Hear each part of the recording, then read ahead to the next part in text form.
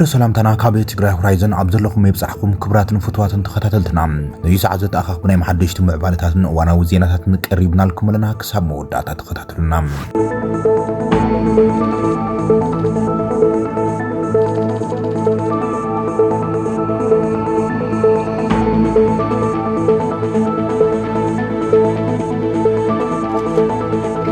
ብሔራዊ ጻውዒት ካብ መቐለ ቀሪበሎም ኣብ ሓራ መሬት ዝንቀሳቐሱ ዝነበሩ ሓይልታት ትግራይ እውን ናብ ግዛእታት ትግራይ ምእታው ከም ዝጀምሩ ገሊጾምሎም እቶም ብስንክቲ ኣብ ውሽጢ ውድብ ህወሓት ዘጋጥሙ ፖለቲካዊ ክፍል ስዒቦም ናብ ሰራዊት ዝለሓኸ ጸገም ካብ ኮርን ላዕሊ ኣመራርሓ ሰራዊት ውግኖም ንሓደ ጉጅለ ህወሓት እዩ ብምባሎምን ገሊኦም ካብ ኮርን ላዕሊ ኣዘዝ ሰራዊት ድማ ብምቋሞም ስዒቦም ባላትን ኣመራርሓን ሰራዊት ትግራይ ዝነበሩም ዘይሻራውያኒና ንኹሉ ፖለቲካዊ ሓይል ትግራይ ብማዕረ ኢና ነገልግል ናይ ህዝብን መንግስትን ሓይሊ ኢና ኢሎም ኣብ ክልል ዓፋር ሓራ መሬት ኢሎም ከም ዝተኣኻኸቡ እዮም ዝገልጾም ዝሓለፉ ኣዋርሕ ኣብ ሓራ መሬት ሓይሎም እናተኣኻኸቡን እናጠናኸሩን ከም ዝመጹም ሓይልታት ሰላም ትግራይ TPF ሕዚም ናብ ትግራይ ብዝተፈላለዩ ኣንፈታት ምእታው ጀሚርና ኣለና ኢሎም ኣሎም በዚ ድማ ብኣንፈት ኣጽቢ እንደርታ ራያ ጸለምትን ናብ ውሽጢ ትግራይ ኣትዮም ምንቅስቃስ ከም ዝወሰንዮም ኣብቲ ሓይሊ ዝተጠርነፉ ወገናት ዝገልጹ ዘሎም ነስዒብ ድማ ወጥሪ ሓይሉ ከም ዘለዮም እቶም ምዕባለታት ዘመላኽቱ ዘሎም ሰራዊት ትግራይ ካብ ዝኾነ ፖለቲካዊ ውግና ነፃ ኮይኖም ከምቲ ኩሉ ትግራዋይ መስዋዕት ከፊሉ ዘጣይሹ ሓይሊ ብምዃኖም ካብ ዝኾነ ፖለቲካዊ ኣሰላልፋ ሓራዊ ኮይኖም ንህዝብን መንግስትን ትግራይ ሓይሊ ሰላምን ጸጥታን ድሕነትን ዘብዕን ክኸውን ኣለዎ ዝብል ቅዋም ዘሎም ጀነራላት ዝመርሕዎ ምዃኖም ዝገልጹ ሓይሊ ሰላም ትግራይ ብዝብል ዝንቀሳቐሱ እቶም ሓራ መሬት ዘሎም ሓይልታት ትግራይ ናብ ትግራይ ምእታው ምጅማሮም ምስቶም ኣብ ትግራይ ዝጸንሑ ብጾቶም ናብ ዘይተደለየ ጎንፂ ከይእቶ ዝተፈላለዩ ኣካላት እናጸውዑ መጽዮም እቶም ካብ ኮርን ላዕሊ ዝበሃሉ ኣመራርሓ ሰራዊትም እቲ ናብዚ ደረጃ ምክፋል ዘብጽሕ ውሳኖም ከዓጽፉን ሰራዊት ትግራይ ዝኾነ ፖለቲካዊ ግጅለ ዘይወገነም ህዝባዊ ሓይሊ ምዃኑ ክእውጅን ምስቶም ብጾቶም ክረዳድኡን ብሓባር ንትግራይ ህዝባን ከም ልሙድ ዘብዒ ክኾኑ ክውስኑ ኣለዎም ዝብል በተሓደ ገጽም በተኻል ገጽ ድማ ህወሓቱን ኣብ ልዕሊ ፖለቲካዊ ኣመራርሓ ዝኾነ ይኹን ሰልፊም ኣብ ትግራይ በቶም ኣዘዝ ሰራዊት ተጠቂሙ ከሳድድ ከም ዘይብሉን ብሓሳብ ንዲሞክራሲያዊትን ሰላማዊትን ውህድትን ትግራይ ክቕበል ኣለዎ ዝብል ጻውዒታት ክቕበል ኣለዎ ዝብሉም ምሕጽንታታት እዮም ዝቐርቡም ብኻልእ ድማ ምንጭ ሕዚ ኣብ ትግራይ ተፈጢሩ ዘሎ ክፍል እቶም ኣብ ክልተ ዝተኸፈሉ መራሕቲ ህወሓትም ናብቶም ኣብ ልዕሊ ህዝቢ ትግራይ ጆኖሳይድ ዝፈጸሙ ሓይልታት ብልጽግናን ሻዕብያን ተለጢፎም ክጠፋፍም ካብ ዘለዎም ድሌት ዝተበገሰ እዩ ዝብሉም ወሃብቲ ርእይቶ ዘለዉ ኮይኖም ገሊኦም ንስምምዕነት ፕሪቶሪያን ዘላቒ ሰላም ትግራይ ወሳኒ ምዃኖም ገሊኦም ድማ ነቲ ውዕሊ ንስልጣኖም ዘሕደገን ስልታዊ መቃለሲ መንገድን ምዃኖም ብምሉእ ልቢ ዘይተቐበልዎን ብምዃኖም ዝተበገሰ እዩ ናብ ዝኹሉ ጣጣ ዘእትወና ዘሎ ይብሎም ኣብ ትግራይ እቲ እንኮም መዋጾም ብሄርና ንኹሎም ሓይልታት ፖለቲካን ሲቪካዊ ውዳበታትን ክፋላት ሕብረተሰብ ትግራይን ብማዕረ ዘሳተፈ ብሄራዊ ጉባኤ ብምግባር ሓበራዊ ምርዳእ ብምግባር ናይ ሓበራን መጻን ክንውሕስ ኣለናም ነኒ በዓልና ምትኻስ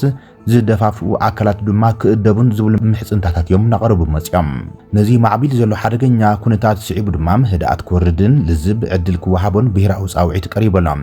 ትግራይና መድረኽ ጎነጽን ግዳይ ሕድሕዳዊ ኩናትን ክትኸውን ካብ ዝገብሩ ስሑት መንገድታት ህዝባዊ ህልቂትን ሙሉእ ጥፋት ብሄርን ካብ ምስዓብ ወጻይም መፍትሒ ክርከቦ ኣይኽእልን እዩ ዝበለ ሳወትም ግዳማዊ ኣጽነትና ዝገብርዎ ምንቅስቃሳትን ደው ንምባል ይኹን ኣብ ውሽጥና ዘሎ ፖለቲካዊ ብስርውና ንምዕራይም ኣብ ትግራይ ኣብ ጫፍ በፂሑ ዘሎ መንገዲ ሕድሕድ ምጥፋም ብህጹጽ ጠጠው ካብ ምባል ዝፍልም ኮይኖም ንብሄረ ትግራይ ዝረብሑ ሓሳባትን ሓይልታትን ናብ ጠረጴዛ ብሄራዊ ጉባኤን ካብ ምምጾም ከም ዝፍልፍል ሳልሳይ ወያነ ትግራይ ገሊጾሎም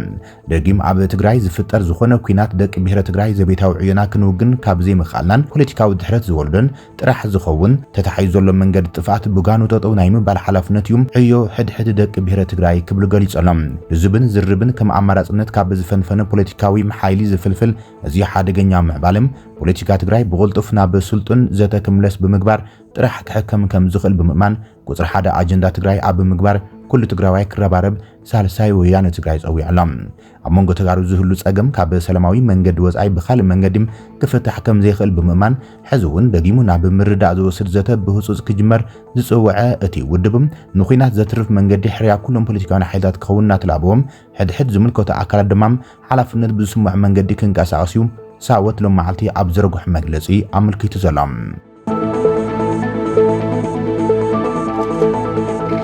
ኣብ ኢትዮጵያ ኣብ ልዕሊ ተጋሩ ብጅምላ ናይ ምእሳር ምንቅስቃሳት ደው ክብል ከም ዘሎም ሰብኣዊ መሰላት ፈረስቲ ዝብል ትካል ኣፍሊጦሎም ኣብ ኣዲስ አበባ ሰበስልጣናት ተጋሩ መንእስያት ዒላማ ብምግባር ብመነቶም ጥራሕ ዒላማ እናገበሩም ብዘይ ወግዓዊ ክስ ይኹን ኣብ ቤት ፍርዲ ከይቀረቡም ብጅምላ መኣሰርቲ የካይዱ ከም ዘለው ተገሊጾሎም እቲ ኣብ ውሽጢ ዓዲ ዝርከብ ትካል ተሓላቂ ሰብኣዊ መሰላት ቀዳምነት ብዝብል ትካል ዝፍለጥም ንኣዲስ ስታንዳርድ ኣብ ዝሃበ ሓበሬታም እቲ ትካል ብቐጥታ ብግዳያት ስድራቤቶም ከም ዝተራኸቡ ድሕሪ ምግላጹም ፈለማ ኣብ ማሕበራዊ መራኸቢታት ዝዛወሩ ጸብጸባት ድሕሪ ምዕዛቦም ከም ዝኾነ ገሊጾም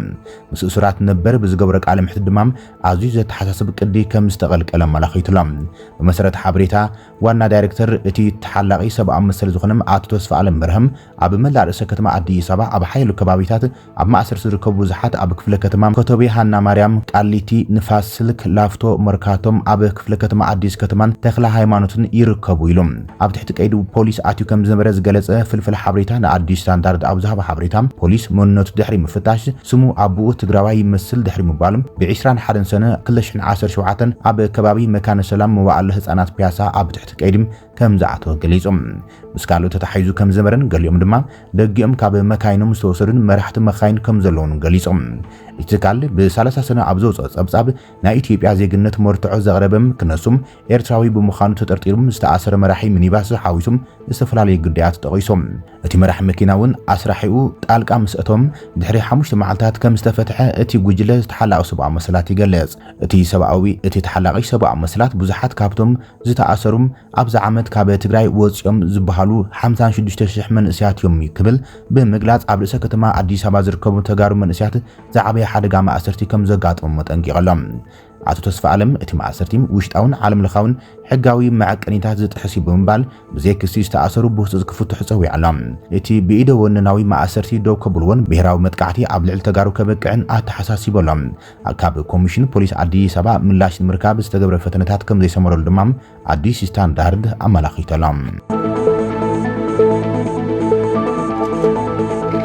መራሕቲ ኤርትራ ኣብ ትግራይ ጎና ጎኒ ግፍዕታት ብኢንዱስትሪ ደረጃ ዝካየድ ስርሒታት ምዝማት ከም ዘካይዱ ሓዱሽ ጸብጻብ ኣመልኪቶሎም ሓዱሽ ጸብጻብ ዘሴንትሪ መራሕቲ ኤርትራ ኣብቲ ኣቐዲሙ ዝተኻየደ ውጥን ናይቲ ኣብ ትግራይ ዝተኻየደ ዕናዊ ኩናትም ከምውን ኣብ እዋን ኩናት ይኹን ድሕረ ኩናት ብዓቐን ኢንዱስትሪ ዝብሎም ኣብ ምውዳብን ዘሳትፍ ዝርዝር መርትዖታት ኣቕሪቦሎም ሓይልታት ምክልኻል ኤርትራ ብጉጅለ ምዕማጽ ሰቂያት ምፍጻም ምቑራጽ ኣካላት ሓዊሱ ግፍዕታት እናፈጸሙም ወርቂ ጥንታዊ ንብረት ዋላውን ደቂ ሰባት ብዘይ ሕጋዊ ምስግጋር ተኸይሶም ሰራዊት ምክልኻል ኤርትራ ኣብ ዝለዓለ ደረጃታት ስርዓታዊ ምዝማትን ስግረዶባዊ ኩናትን መኽሰብ ንምርካብን ተሓታትዩ ነይሩ ክብልዮም ዳይሬክተር ምርመራታት ዘሴንትሪ ቻርልስ ካተር ገሊጾም ኣብ 2024 ኣቋጽር ኣውሮፓውያን ኩነታት ትግራይ ብዝምልከት ተቐይር ነይሩ ብ2023-24 ብሚኒስትሪ ዕደና መንግስቲ ፌደራል ብወግዒ ፍቓድ ዝተዋሃቦም ብዙሓት ከባቢታት ሓዊሱም ክፋላት ትግራይ ገና ኣብ ትሕቲ ቁጽሪ ሓይልታት ምክልኻል ኤርትራ ብምህላዎም ኣብ ልዕሊ ወርቂ ዝግበር ውድድር እናተሓላለኸን ኣጸጋሚ ኩነታት ከምውን ዓመፅን እናዓበየ ከም ዝመጸ ገሊጾም ብመሰረት ሓበሬታ ቢሮ መሬትን ዕድናን ትግራይ ብገምጋም ካብ 75 ክሳብ 80 ሚልዮን ዶላር ዝግመት ዋጋ ዘሎ ወርቂ ዓመታዊ ናብ ጸሊም ዕዳጋ ይቕየር ነይሩ ይብል እቲ ጸብጻብ ኤርትራ ሕዚ ወተሃደራዊ ሓይላም ዳግማይ ተሃንጽ ከም ዘላን ምክልኻላት ተደላድል ከም ዘላን ንጉረባብታ ንዘይ ምርግጋዕ ትቕጽለሉ ከም ዘላውን እቲ ጸብጻብ ዘጠንቀም ሓበራዊ መስራቲ ዘሴንትሪ ጆን ፕሬንዳክረስት ትግራይ ዳግም ኣብ ቀልቀል ኩናት እያ ዘላ ክብል ኣጠንቂቖሎም ሽምግልና ኣብ ልዕቶም ነቲ ቅልውላው ከጋዱ ተሓተቲ ዝኾኑን ካብኡ መኽሰብ ዝረኽቡን ማዕቀብ ክግበረሎም ኣለዎ ብምባል ህጹጽ ህግራዊ ስጉምቲ ክወሰደሎም ኣተሓሳሲቦሎም እቲ ጸብጻብ ባይቶ ጸጥታ ሕብራት ሃገራትን ወሰንቲ ሃገራትን ዳግማይ ኩናት ንምክልኻልን ገበነኛታት ብሕጊ ክሕተቱን ብቕልጡፍ ስጉምቲ ክወስዱ ከም ዘሎም ጻውዒ ተቕሪቦም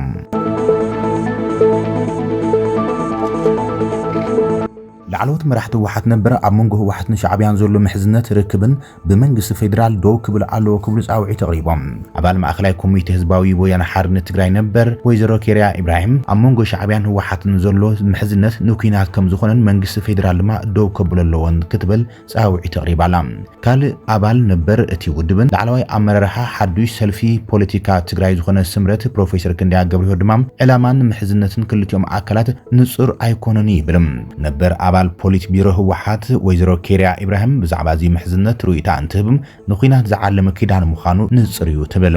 ህዝቢ ካብቲ ዘጋጥሞ ዘለዎ ኩናት ንምድሓን ክንሰርሕ ኣለና ኢላ ዋላ እውን ኩናት ዘይተርፍ እንትኾይኑ እቲ ሰይፊ ኣብ ልዕሊ ህዝቢ ከይወድቕ ክንሰርሕ ኣለና ኢላ ኣብዚ ሕዚ እዋን እቲ ኪዳን ብግልፂ ይኹን ብሕቡእ ይረአይ ዘሎ ትብል ወይዘሮ ኬርያ እዚ ደው ክብልን ከብቅዕን ድማ ኤሊት ትግራይ ይኹን መንግስቲ ፌደራል ክሰርሕ ኣለዎም ኢላ ካልእ ፕሮፌሰር ክንደያ ገብረህይወት ብወገኖም ኣብ ላዕላዊት ሃገር መን ምስ ካልእ ሃገር ዝምድና ክምስርት ከም ዘለዎ ይፍለጥ ኢሉ ዘይሕጋዊ ዝምድና ምስ ዝህሉ ድማ መን ደው ክብሎ ከም ዘለዎ እውን ንጹር እዩ ብምባል ርእይቱ ሂቦም እንትኾነ ግና ምስ ኤርትራ ዘሎ ርክብ ንጹር ኣይኮነን እቲ ዝምድና ኣብ መትከል እንተዘይተመስረቶም ግን ቁኑዕ ኣይክኸውን እዩ ክብል እዩ ንኣሃዱ ዝተባሃለት ሬድዮ ተዛሪቡ ዘሎ መንግስቲ ፌደራል ነዚ ኪዳን ብዝምልከት ብንጹር መግለፂ እኳ እንተዘይሃበም ኣብ ዝሓለፈ ዓርቢ ኣብ ትግራይ ሰላም ልምዓትን ዲሞክራሲን ዝጽዋዕ ኣኼባ ኣብ ኣዲስ ኣበባ ኣብ ዝተኻየደሉ እዋን እቲ ጽምዶ ድማ ንኻልእ ኩናት ከም ዝኾነን ደው ንክብል ድማ ኩሉ ትግራዋይ ክቃለሶ ከም ዝግባእ ጻውዒት ተቕሪቡ ነይሩ ነበር ኣመራርሓ ህዝባዊ ወያነ ሓርነት ትግራይን ፕሬዚደንት ጊዜያዊ ምምሕዳርን ትግራይ ናይ ሕዚ ኣማኻሪ ቀዳማይ ሚኒስትር ዝኾነ ኣቶ ጌታቸው ረዳ ኣብቲ መድረኽ ክብራትን ፍትዋትን ተኸታተልትና ነዚ ሰዓት ዝተኣኻኽቡ ናይ መሓደሽቲ ምዕባለታትን እዋናዊ ዜናታትን ዛዚምና ንምክትታልኩም ነመስግን ሰላም